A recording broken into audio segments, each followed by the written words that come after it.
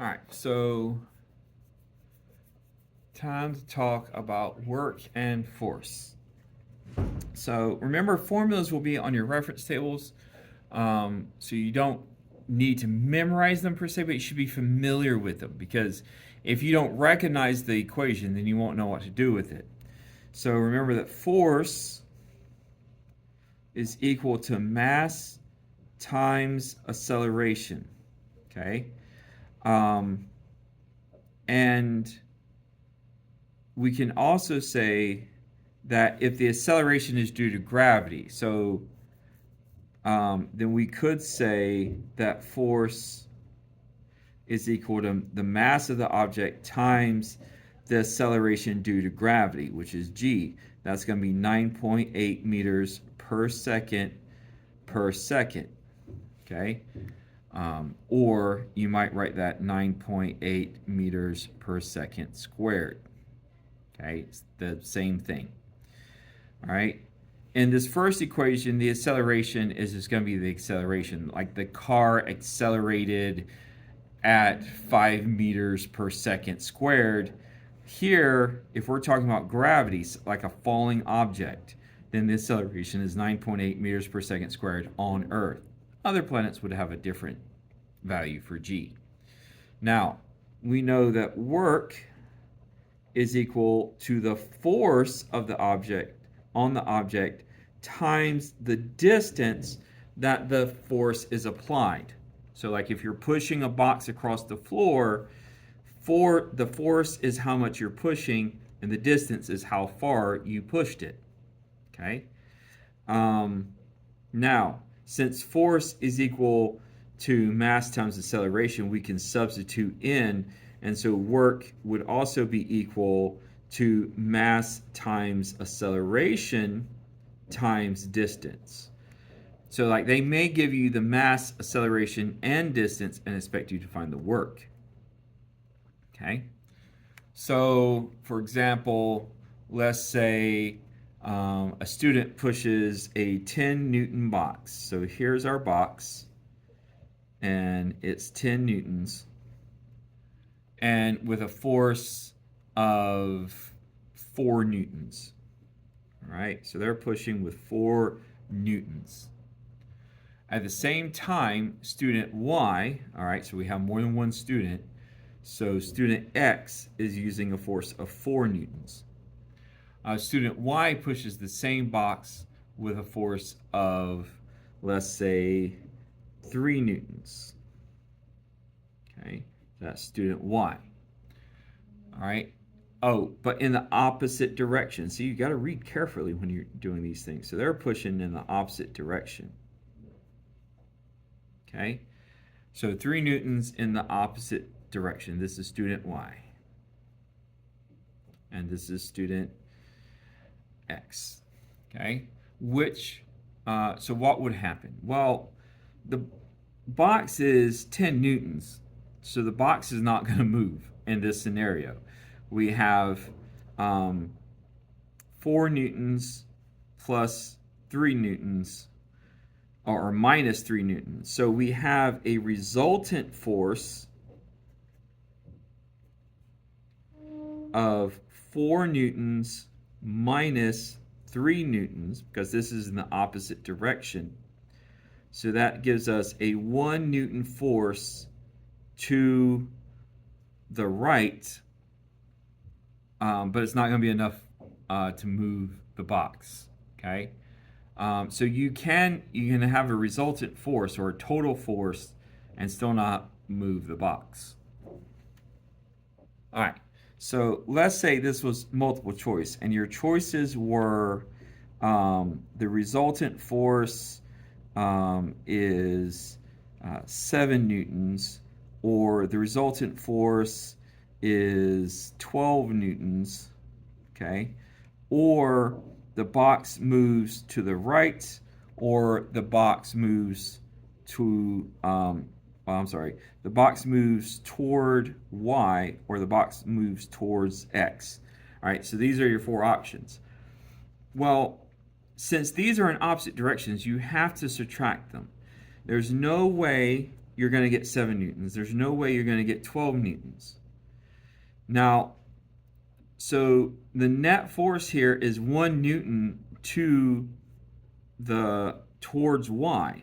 So the box would move towards y, okay, if it moves at all. That has to be the answer. It can't be the other 3, okay?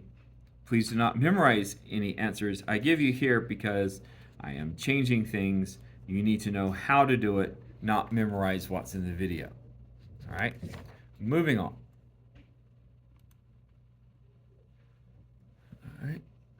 All right, so let's say you had a question and you have a ball that's stationary, right? So it's not moving. And it's 1.5 meters off of the ground.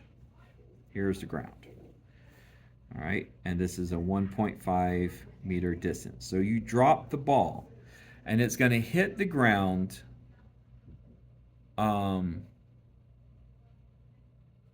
in 2 seconds. It takes 2 seconds, and it's going to hit with a speed of 18 meters per second.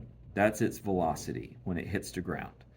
All right, so if you dropped it at an even higher height, say 10 meters, so it's stationary, it's not moving, and then it drops towards the earth, how would that affect its speed when it hits the earth?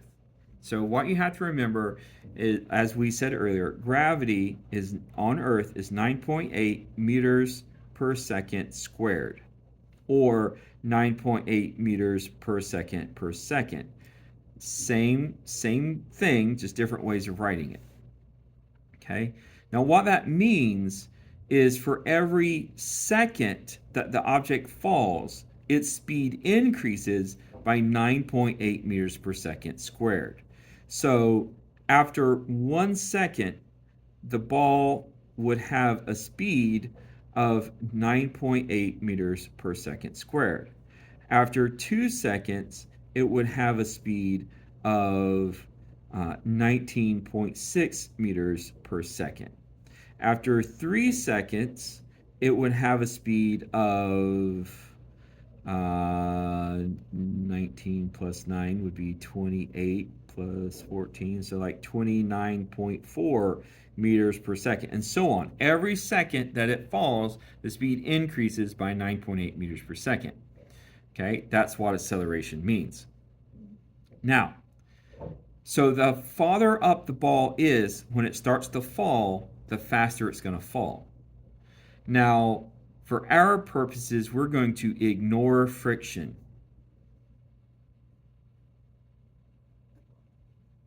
Okay, and so this ball is going to continue to accelerate all the way down to the earth. Now, technically, if you took it up like 50 miles to the edge of space, then there would be some different calculations. But for any height that human beings can easily reach, even if you went up to the top of the Empire State Building and dropped your ball off the side of the Empire State Building, it's going to accelerate at 9.8 meters per second squared. Okay. Now, the reason ignore friction is important is there's this thing called terminal velocity. And what that means is that as an object falls, obviously gravity is pulling it down, right? And at the same time, air resistance, which is a type of friction, is pushing up on it because it's falling through the air. So what happens as an object falls through the air, at some point, like when it first starts to fall, gravity is the main thing and you have a little bit of air resistance. As the object speeds up, because it's accelerating due to gravity, right? So as it speeds up, then the amount of air resistance gets bigger. The pull of gravity stays the same. And so at some point, gravity and air resistance are going to balance each other. And at that point, the ball will continue to fall, or the skydiver, or the meteorite, or whatever. It's going to keep falling, but it's not going to accelerate anymore because of air resistance. And so at that point, you've reached terminal velocity. All right? Now, if you jump out of an airplane and you just jump out of the airplane, you have a terminal velocity. The problem is that the human body's terminal velocity is too fast to survive landing.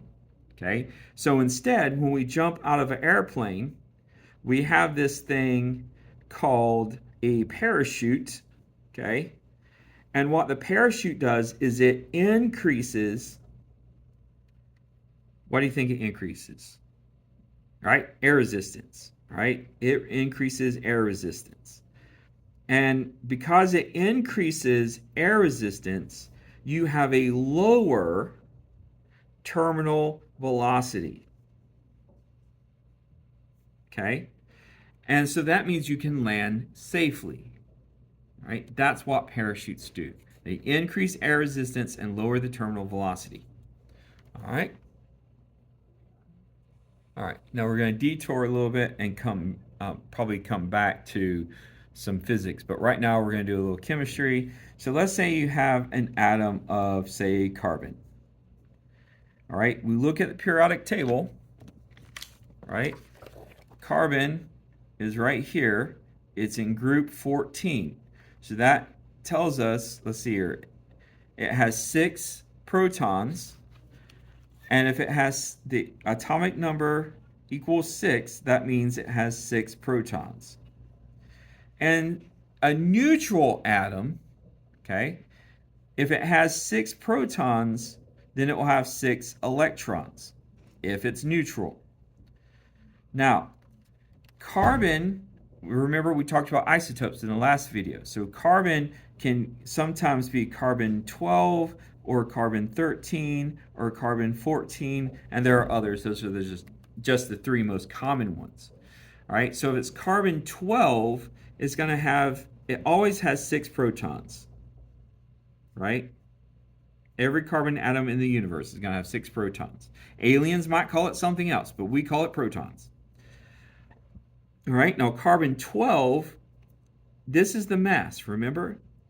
And so if 6 units of the mass is protons, the other 6 must be neutrons. And for carbon 13, 13 minus 6, that leaves 7 neutrons.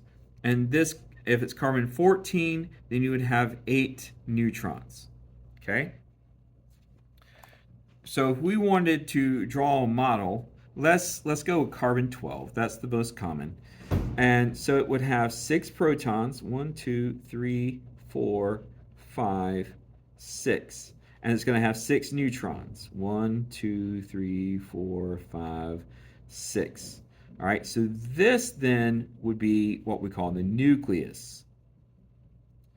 And then outside of that, we have a total of 6 electrons because this is a neutral atom. All right, and so the first energy level can only hold 2 electrons. There's 1 electron, 2 electrons. And then we go to the next energy level, which can hold up to 8, but this one is only going to have 1, 2, 3, 4. So that gives me a total of 6 electrons. All right, so we can talk about this, and we can say there are 2 electrons in the first energy level, and there are 4 electrons in the second energy level. We can say there are 6 protons in the what? That's right, in the nucleus, which is the center of the atom. We can say it has 6 neutrons in the nucleus. We could say it has a total of 6 electrons in the electron cloud. Okay, all the energy levels are the electron cloud. Yeah. Okay. All right. Now you might also see a diagram that looks like this. So this is just the nucleus, right? They're not putting dots, they're just coloring in so that you know that's the nucleus. All right. And then you might see like 2 dots here for the first electrons, and then in the energy level, you might have like 2 dots here paired up and 2 dots here paired up. Okay, so it's the same thing. These are equal. It's just a different way of drawing it. All right. All right. So remember we talked about bonds. We said there was ionic, covalent, and metallic. Okay? And remember, ionic is metal and a nonmetal. Covalent are nonmetals and another nonmetal. And then metallic is just metals. Okay? Metal atoms. All right. Ionic compounds only conduct electricity when dissolved. So if you have a salt crystal, it won't conduct electricity. You dissolve that salt in water, it will conduct electricity. Okay? Covalent bonds or covalent compounds usually do not conduct electricity. All right? Metallic compounds. Remember, metals are good at conducting electricity. So metallic bonded things are good conductors. Okay, of heat and electricity. All right? And the reason that metals are good conductors is because of the metallic bonds. Okay? So metals are good conductors because of the metallic bonds. Okay. All right, we talked about chemical reactions, and we said there were 4 types. There was synthesis, decomposition,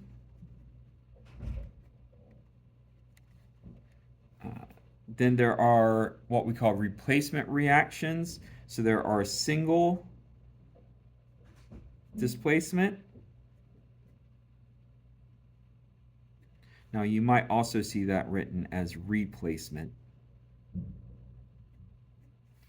And then there are double displacement. And again, you might see that as replacement. And lastly, there's combustion. All right, a synthesis reaction. You're going to see something like A plus B produces AB. All right, now A and B might be compounds. They might be molecules that are joining together to make a really big molecule, or they might be individual atoms, or they might be one of each. So one example would be like H2 plus O2 produces H2O. All right, so that is a synthesis reaction. A decomposition reaction would be the opposite of that. So that would be AB becomes A plus B. All right, synthesis means to make, decomposition means to break apart. So you would have something like H2O produces H2 plus O2. Okay. A single displacement or replacement would be something like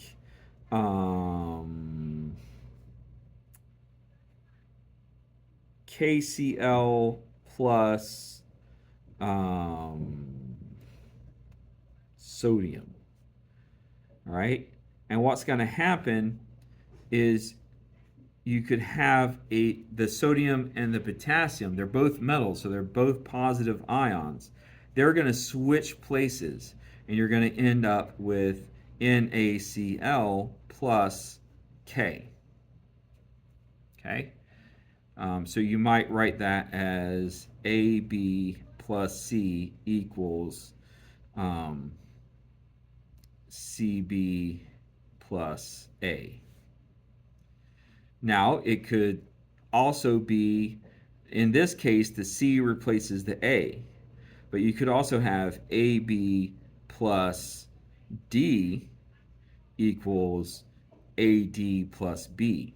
and with the D replacing the B. Okay, so you just have a single element that replaces something in the compound. Double displacement is kind of like a double date where they switch dance partners. So you would have, for instance, AB plus CD produces AD plus CB. Okay, and a more real life example might be NaOH plus HCl produces, all right, so the hydrogen is positive, so that's going to replace the sodium. So we're going to have OH, which is really just H2O, plus NaCl. Okay? And then a combustion is where you have something plus oxygen produces CO2 and H2O. So example, you might have CH4 plus O2 produces carbon dioxide and H2O. Combustion is when you burn something in the presence of oxygen. All right? So if it's a synthesis, you're going to have two things making one thing, one product. If it's a decomposition, you have one reactant making multiple things. Single replacement, you have a single reactant, a single element replacing part of a molecule. Double displacement, you have two molecules switching partners. And then a combustion reaction, something is reacting with oxygen to produce carbon dioxide and H2O. All right, so back to work. Now, work is, as we said, force times distance. But that only works if the force is applied in the direction of the distance. So, for example, all right, if we've got someone here pushing a big box, and they're pushing the box this way, then with a force of, 5 newtons, and it moves 5 meters. All right, 5 times 5 is 25 joules of work. Okay, because the force and the direction are in the same distance. On the other hand, if you've got a birthday cake, all right, here's the birthday cake, and you're carrying this birthday cake from here to here. All right, the force you apply to the cake is up, but the cake is moving forward. So 0 work is done. Okay? Now, technically, you must be applying a forward force because of friction. Otherwise, the cake would slip out of your hand and it wouldn't move with you. But we like to keep things simple when we can. And in this instance, there would be 0 work done. Okay. One more scenario to think about. Let's say there's a big box, okay, and little Timmy Turner is pushing the box, right? And he's pushing with all his strength, but the box does not move. No movement equals no work. Okay? The object has to move, because if it doesn't move, there's 0 distance, right? And he could be pushing with 1,000,000 newtons, and 1,000,000 newtons times 0 meters is 0 joules of work. All right. Okay. So that's that. So work is only done if the force and movement are in the same direction, and then it's force times distance. If the force and direction of movement are not the same, that's 0 work. If the object does not move, there's no work. Okay.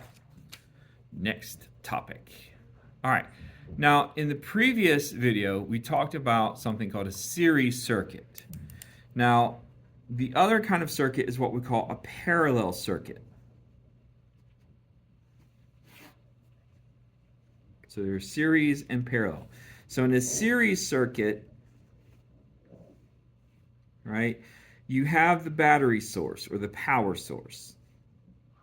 Okay? And then you have, things in line. There might be like a light bulb. Okay? That's a terribly drawn light bulb, but you get the idea. Okay? So, but they're in series. The electrons go to A, and then they go to B, and then they go to C, and then they go back to the power source. All right, so that is a complete circuit, and everything is in series. In a parallel circuit, there's more than one path. So again, you have some kind of power source, and maybe you have a light bulb here, and a light bulb here, and a light bulb here. So that what that means is when the electrons come out, some of the electrons go this way, some of the electrons go this way. Some go this way, and some continue on to this one. And then they continue on, and they meet up, and they continue on, and they meet up, and they continue on back to the thing. So these are parallel because the flow of electrons in these branches are parallel to each other. Okay? Now, in a series circuit, if one bulb burns out, that breaks the circuit. This is no longer a complete circuit and nothing works. Okay? So one goes out.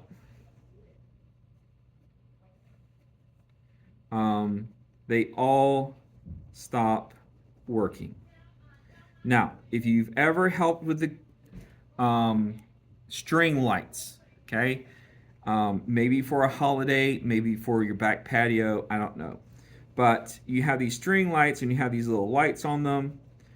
And more they're starting to make them in parallel so that if one goes out, they don't all go out. But used to, when I was growing up, if one, they'd be working, right, giving off light, yay. And then if one went out, that means they all stopped working. And you'd have to go light bulb by light bulb trying to figure out which one had blown, and you'd have to replace it. Now with a parallel circuit, okay, the electrons are flowing through no matter what. So if this light bulb stops working, these will continue to give off light. So one stops, the others continue. So if these were motors, if this motor stops, the other two motors keep going. If there are light bulbs, this light bulb stops glowing, the other two keep glowing. Okay? So like if you had A, B, and C, okay, if A goes out, B and C keep working. All right. All right, back to a little bit of physics here. Let's say you have some objects traveling on a track, at the same track. And let's say for 20 seconds. Okay. Now, object A has an acceleration of 6 meters per second per second. Object Y,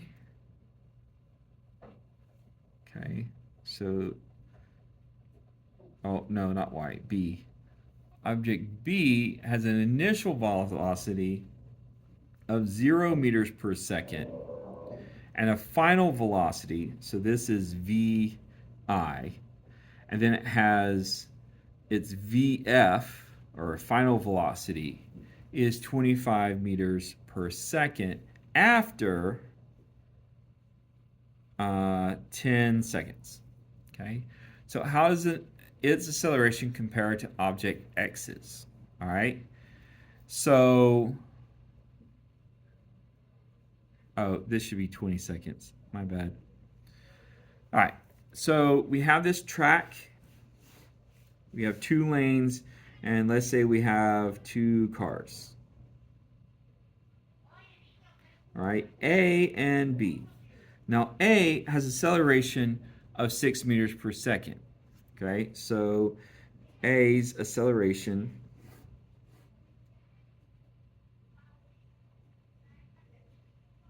is 6 meters per second per second. Now for B, we're going to have to calculate. So we need to know that acceleration is equal to the change in velocity divided by the change in time. Another way of saying that is velocity final minus velocity initial. It's always final minus initial. Everything. No matter what, if you're trying to find out how much money you spent, you take your final checking balance and subtract your initial checking balance, and that's how much you spent. Okay? And then your delta time is really just your time usually. But you could do final time minus initial time. But in this case, they just told us it's 20 seconds. All right, so we're going to say 25 meters per second minus 0 meters per second divided by 20 seconds. All right, so 25 minus 0 is 25 divided by 20 seconds is meters per second. All right, and so then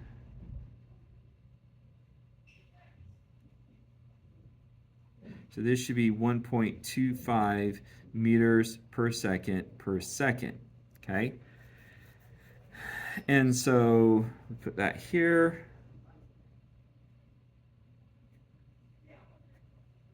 And we see that A has a greater acceleration, okay? And we could subtract, and we would see that the difference is like 5.75 meters per second. Okay. Now we could also look at this a different way. If we take A, it has an acceleration. So this is just like checking the math kind of.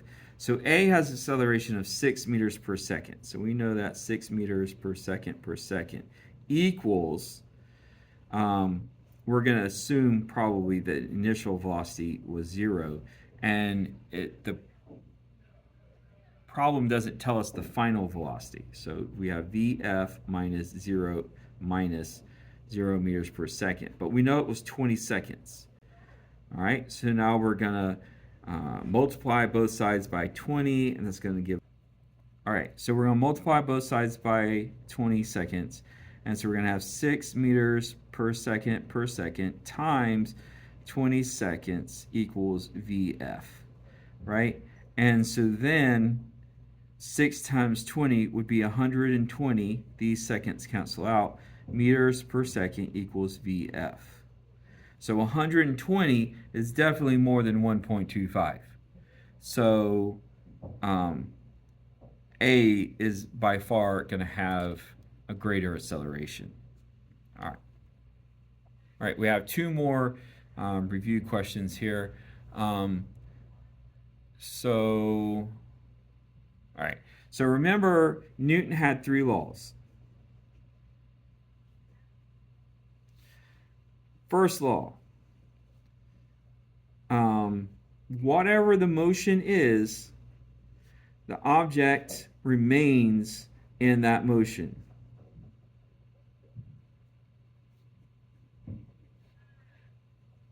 All right, so if it's at rest, it stays at rest. If it's moving, it keeps moving until some force, usually friction, slows it down.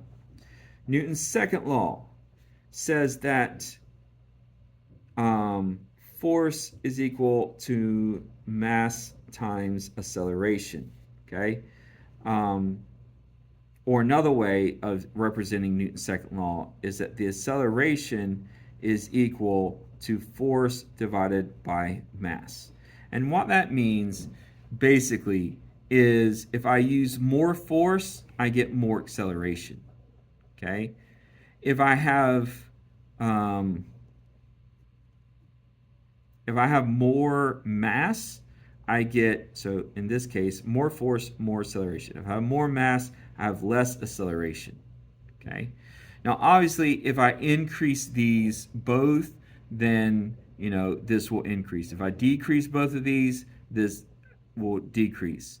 But it's a ratio. So the force and mass are inversely related to each other if you want to keep the acceleration the same. All right. And Newton's third law says that for every action force by one object, there is an equal and opposite reaction. This should say action force. Equal and opposite reaction force by the other object. All right. So if you have a table and you have a book sitting on the table, let's say the book is pushing down on the table with a 1 Newton force. The table is pushing back up with a 1 Newton force. And we know this. It seems weird to think about the table pushing, right? But the book is pushing because gravity is pulling down on the table. If the table was not pushing with a 1 Newton force, then the table would break and the book would be on the floor. If the table was pushing with more than 1 Newton, then the book would go flying up into the air. Okay? And so we know that these have to be equal. Another example is, let's say you're in a canoe, all right, and you've got your little paddle over here. Well, let's just keep it simple. The paddle pushes the water. The water pushes the paddle. And that's how your canoe moves. Okay? So it's an equal and opposite direction. And they don't cancel because they're on different objects. The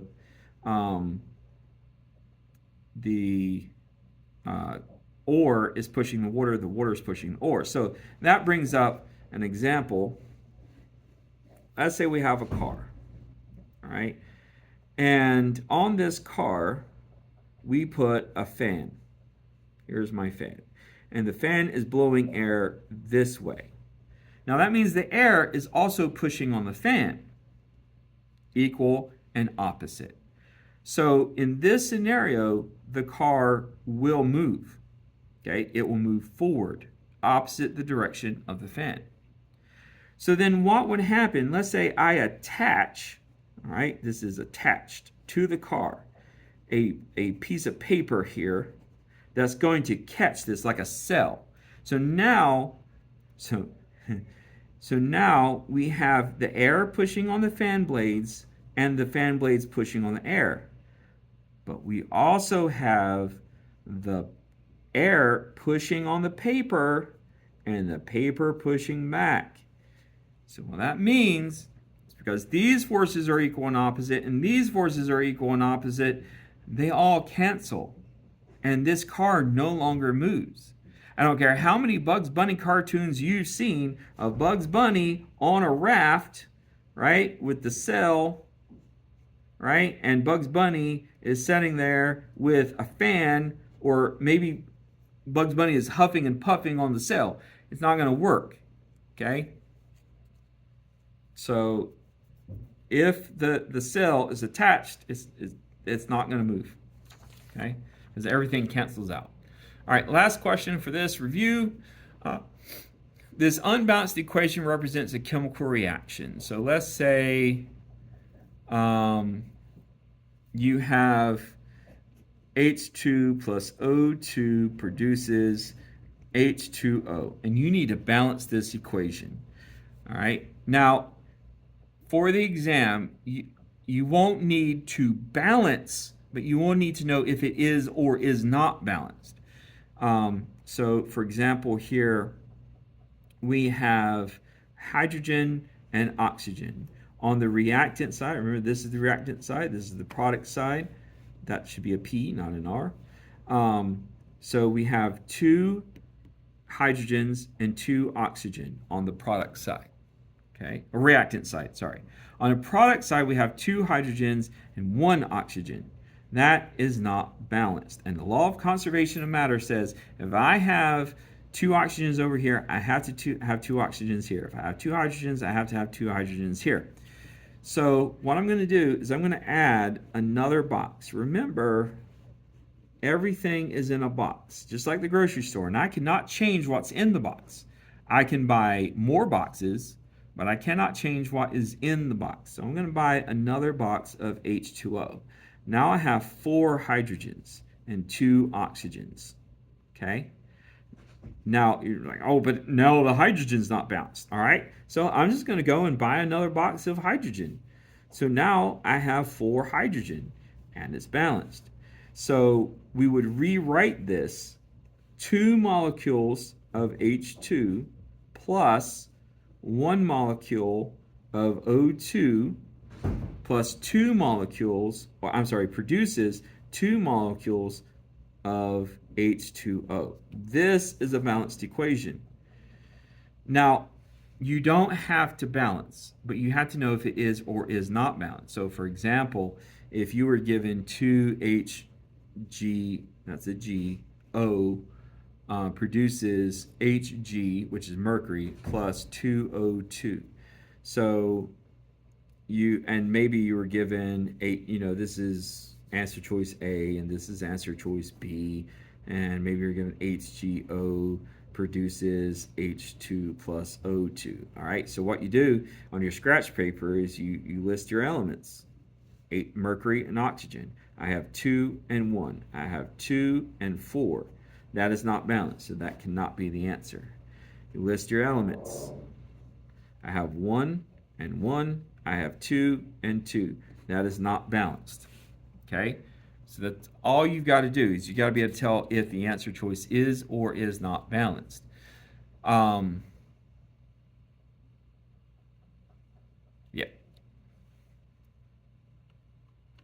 All right. If you got any questions, you know how to reach me.